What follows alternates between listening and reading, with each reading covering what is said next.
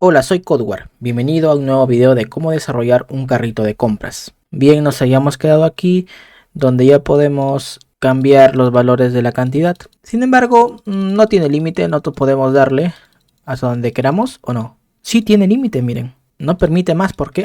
Porque le pusimos el atributo max, correcto. Entonces ya no tenemos por qué hacer una validación de max. Entonces ya existe una validación. Pero cuando nosotros estamos modificando, pues en el local storage no se cambia el valor cantidad.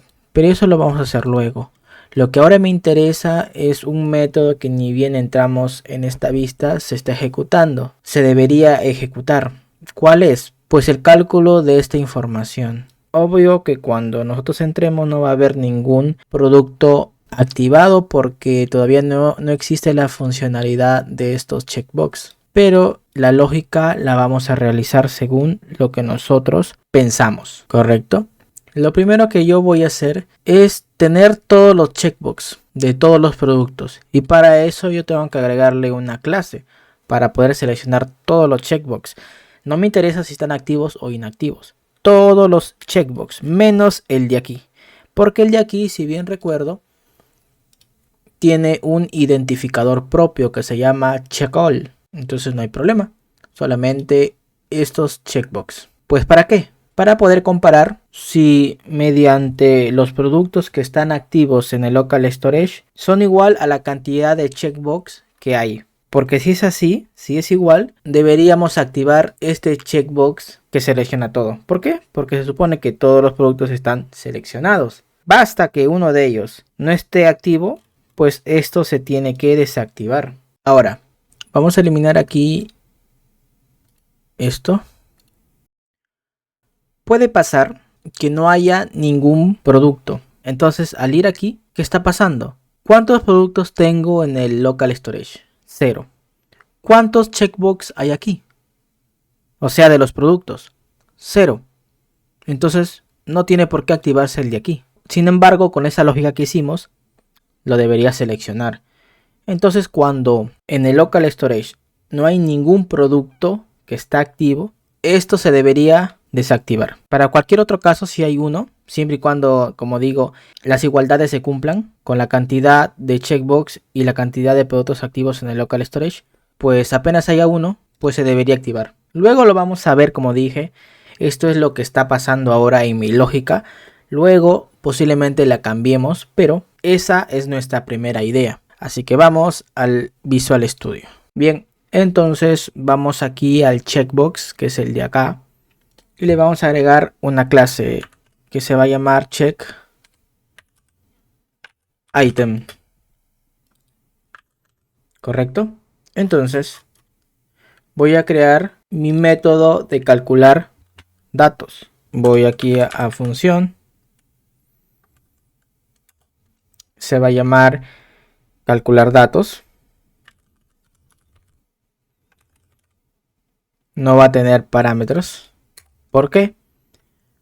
Porque aquí dentro vamos a obtener todos los checkbox de los productos. Entonces vamos a crear una variable llamada checkItems. Y esto es igual pues a todos los elementos cuya clase sea checkItem. Bien. Y yo dije que esto me va a servir para saber cuántos checkbox hay en el carrito. Esto lo puedo obtener con un check items.length. Yo puedo tener la cantidad de checkbox ahí. Bien, esto lo vamos a ejecutar ni bien entremos a la vista. Y también se va a volver a recalcular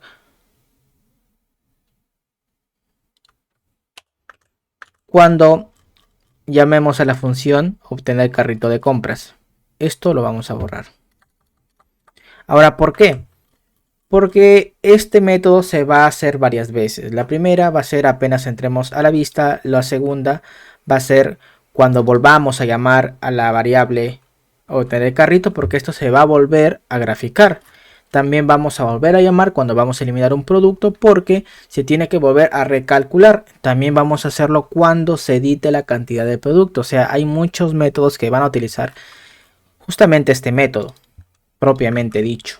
Luego voy a obtener los productos.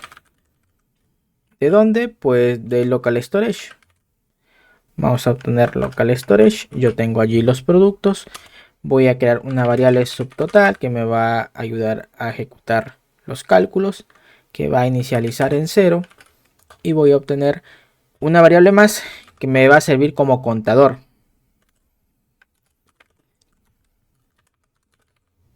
Va a contar solamente productos que están activos.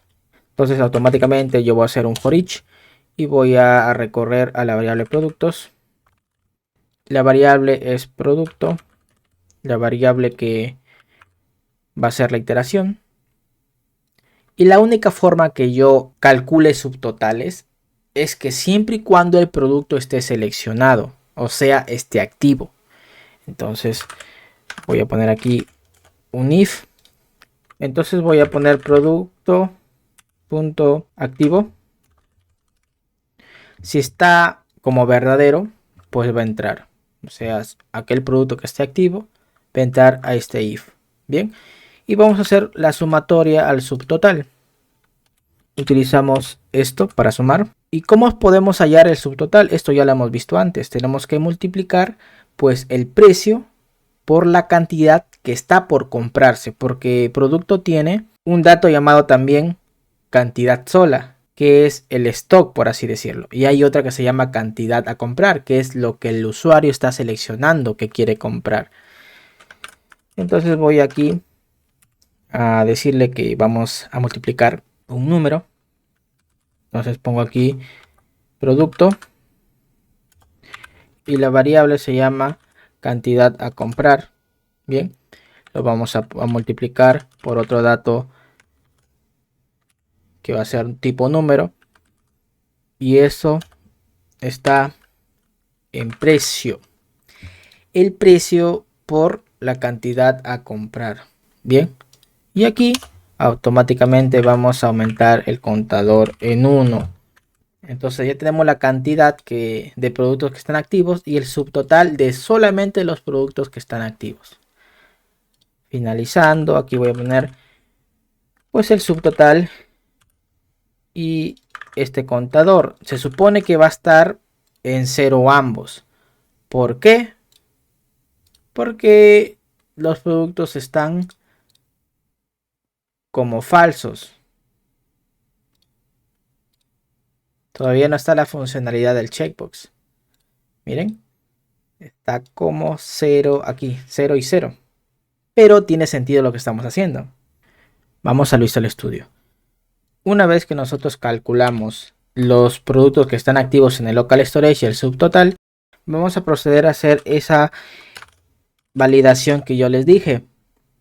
Vamos a comparar la cantidad de productos activos en el local storage y vamos a ver si es igual a la cantidad de checkbox productos con la ayuda de el atributo length. Entonces, en caso no sean iguales, quiere decir, ¿cómo se llama el checkbox? El identificador. Check all, ¿no? Esto. Entonces, cuando no sean iguales, quiere decir que no todos los productos están seleccionados. Entonces voy a decirle lo siguiente. A check all vamos a cambiarle su propiedad. Justamente checked. Y le vamos a decir que se desactive, poniéndolo falso. Ahora, aquí hay dos casos. El primer caso, como yo les había dicho, puede ser que no haya productos, entonces check item va a ser 0. Los productos activos van a ser 0. Por lo tanto, entra aquí. Y no por eso vamos a activar el check all como verdadero para que se active. Entonces, aquí va a haber una validación. La validación de que esto tiene que ser igual a 0. Cuando esto ocurra, vamos a hacer que el check all sea falso, se desactive. Para cualquier otro número, podemos decir con total seguridad que el check all tiene que ser verdadero, o sea, se tiene que activar. Voy a guardar, me voy al navegador, actualizo vemos que está desactivado. ¿Por qué? Porque los productos de local storage activados son 0. ¿Y cuántos checkbox de productos hay? Pues 2. Entonces no entra al primer if, entra al else, donde decimos que check all tiene la propiedad falsa, o sea, está desactivado. Perfecto. Esto lo vamos a ver mejor cuando hagamos la funcionalidad y el flujo de datos para esos checkbox. Por último, vamos aquí a darle el valor a subtotal. El valor a subtotal, esto creo que está de forma estática aquí, subtotal, y debería tener un identificador con el mismo nombre. Aquí está subtotal. Subtotal, entonces subtotal, vamos a darle el método text y voy a decirle que sea en valor dólares más concateno el subtotal hallado. En este caso va a ser 0 porque no hay ningún producto activado. Ahora, el estimado. El total estimado también es un dato que se va a calcular. ¿Por qué? Porque este dato es estático. Porque es un proyecto nada más de YouTube. No va a ser, porque eso debería ser calculado dependiendo de la localidad donde va, de donde inicia el transporte, etcétera. Pero para no complicarnos la vida, va a ser estático, va a ser 8. Y el identificador es estimado total. A este yo voy a darle lo siguiente, pero antes yo voy a declarar una variable llamada estimado total, estimación total.